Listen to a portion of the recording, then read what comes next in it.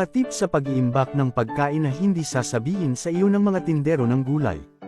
1. Ipasok ang hipon sa isang bote ng mineral water. Punuin ito ng tubig. Siguraduhin puno ito hanggang sa taas. Higpitan ang takip at e-freeze ito. Sa ganitong paraan, mananatiling sariwa ang hipon ng isang taon. 2. Ang broccoli ay mabilis masira kapag hindi naubos. Ilagay ito sa tubig upang mapanatili ang pagiging sariwa nito.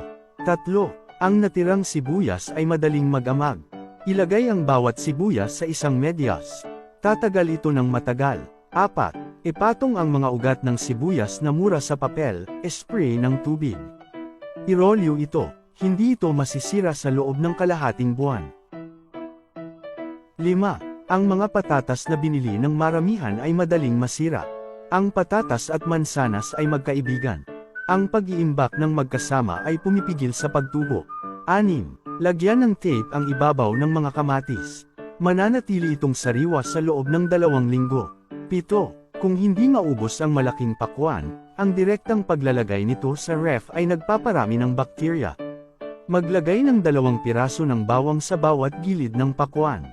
Takpan ang bawang ng plastic wrap upang maiwasan ang bakterya. Pagkatapos, itago ang pakwan sa ref. Mananatiling sariwa ito sa loob ng ilang araw. 8. Mabilis masira ang mga saging kapag binili ng maramihan. Balutin ng plastik ang tangkay. Tatagal ito ng matagal. Laging perfect kapag gusto mo nang kainin. 9. Ang bawang ay madaling tumubo.